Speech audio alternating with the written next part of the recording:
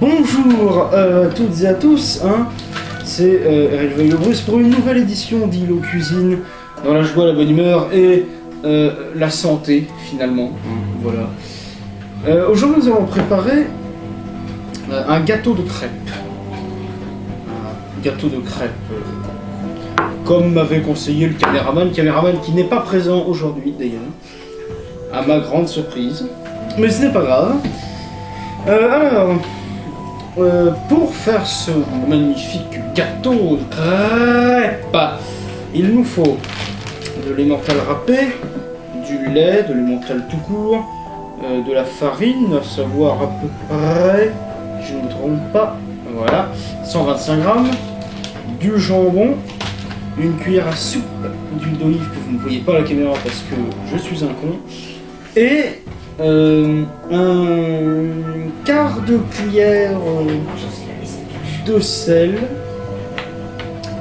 dans une petite cuillère. Alors, nous allons commencer maintenant. Nous allons verser donc la farine dans une joie, mais et une bonne humeur, exactement comme me dit le sponsor de cette vidéo, qui n'est nul autre que ma mère, parce que ça n'a pas changé. Et nous allons... Oui, en plus le sponsor pouf, elle rit, elle s'esclaffe, bref, c'est la joie à chaque instant. Youpi. Voilà. Donc nous allons former un puits au centre. J'ai pété un câble aujourd'hui. Et nous allons verser la moitié... Parce que le sponsor est étrangement bavard aujourd'hui. Nous allons verser la moitié de notre lait, là qui doit être de 250 centilitres, c'est pour 2 personnes. Hein. Donc 250 centilitres, la moitié de 250 centilitres, c'est bien sûr 125 centilitres. Et oui, la joie, la bonne humeur, le bon produit du terroir. Hein. Voilà. Je pouffe, je m'esclaffe. Et donc... je me lève comme un seul homme, ce qui n'est pas compliqué pour une femme, et je mélange, voilà,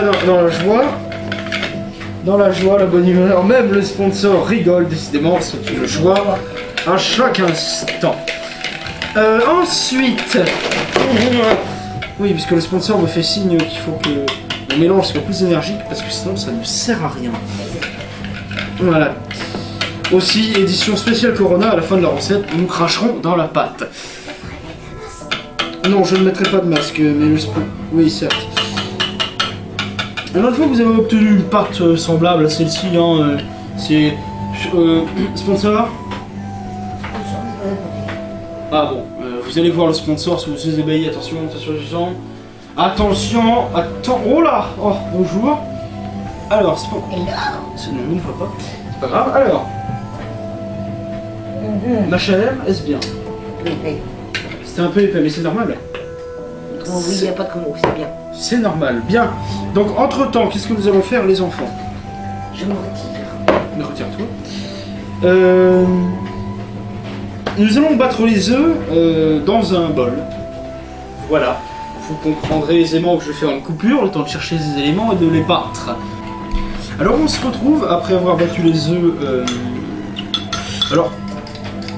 Pour battre des œufs, il faut que ce soit crémeux sur le dessus, hein, faut qu'on voie de la mousse. Donc on va les ajouter délicatement, comme il le dit sur le site, dans la joie et la bonne humeur. Avec ça, nous allons ajouter la demi-cuillerée d'huile. Alors c'est de l'huile de tournesol, de colza, mais surtout pas d'huile d'olive au malheur. Je dis ça parce qu'une fois j'ai fait la connerie. Je peux vous dire que le goût de mes crêpes, dégueulasse, mes amis. Alors tout en mélangeant, vous pouvez ajouter le reste du lait, afin déjà d'obtenir une pâte qui, comme il le dit sur le site, s'y présente. De toute façon, vous aurez le lien en description. Ne vous inquiétez pas, je ne vais pas vous laisser ainsi. Afin d'obtenir une pâte ni trop lisse, ni trop liquide. Donc une pâte d'un entre-deux parfait finalement. Et ensuite, je vous expliquerai comment économiser des crêpes pour faire des plus petites crêpes. Voilà. Si vous voulez, je vais même vous apprendre comment faire comme diraient nos amis américains, des pancakes. À partir des crêpes, Et pour ça, peut-être que vous connaissez la technique, nous utiliserons un verre. Oui, messieurs, Diam, ouais, parfaitement. Un verre. Et ça, messieurs, dames, ça n'a pas de prix. Je vous fais grâce de la cuisson des pâtes. Des pâtes, putain. Je vous fais grâce de la cuisson Je vous fais grâce de la cuisson des crêpes. Et une fois ces crêpes cuites, nous nous retrouverons pour la phase finale, à savoir le montage du gâteau de crêpes et la dégustation. Mais je vous expliquerai tout ça en temps et en heure. Tout de suite. Bien, on se retrouve après la cuisson avec cette sublime crêpe que j'étale sur un plan de travail que j'ai préalablement nettoyé, désinfecté. Voilà. Nous allons faire un plat de crêpes assez spécial car en effet nous allons utiliser un verre. Nous allons appuyer comme ceci afin de faire de petites ranchettes de crêpes. Vous allez les mettre sur une assiette qui est normalement à vos côtés. Vous allez faire ça autant de fois qu'il est possible sur une crêpe, voire visiblement sur la mienne, qui est pourtant de taille standard, 4 fois. 4 fois, voilà, et vous allez les éparpiller partout dans votre assiette. Je vais vous expliquer comment et pourquoi nous allons faire ça. Et avec les chutes, vous pouvez bien sûr les déguster leur pure gourmandise, dirais-je. Mais vous verrez que le plat en vaudra la chandelle, dans la joie, la bonne humeur et la maigrisse. Voilà, donc sur une crêpe classique, vous pouvez faire 4 petits ronds. Et c'est ma foi assez louable. Voilà, avec ces 4 petits ronds, alors la chute, je crois que je vais la manger par peur gourmand. On n'aura pas l'occasion de savoir si mes crêpes sont bonnes.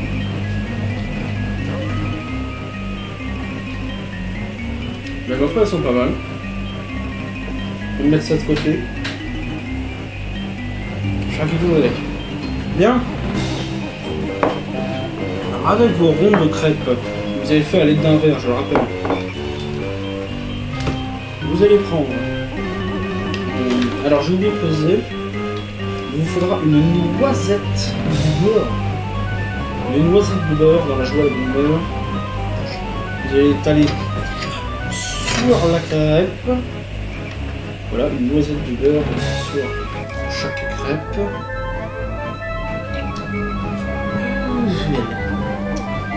Et voilà. Voilà. Vous allez prendre du jambon. Ici c'est du jambon. J'en ai d'autres des Conanger.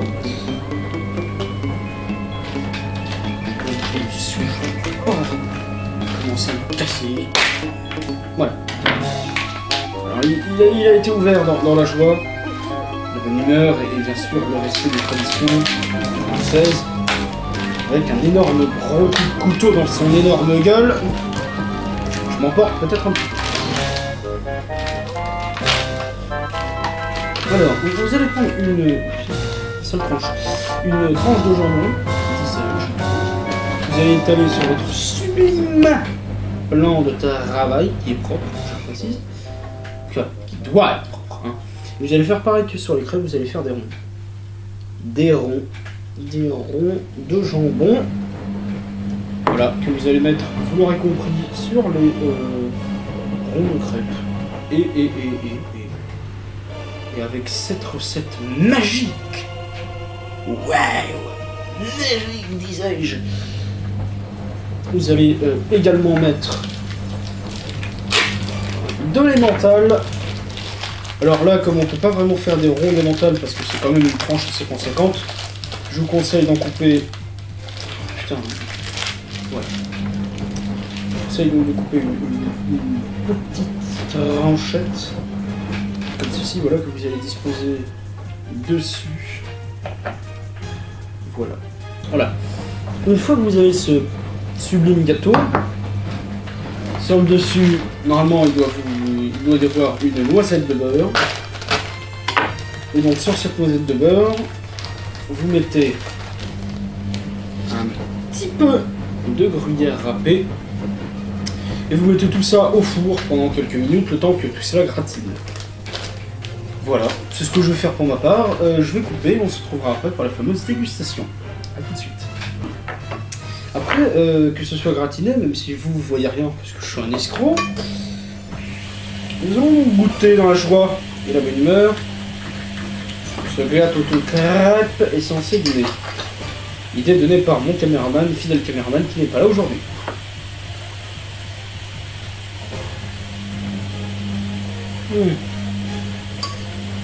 Ah, il est goûteux. Il est goûteux, il est bon. Il est ma foi fort bon. Bref, je me régale la bedaine.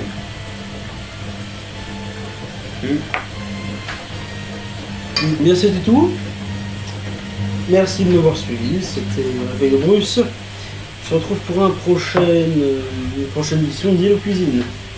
Au revoir toutes.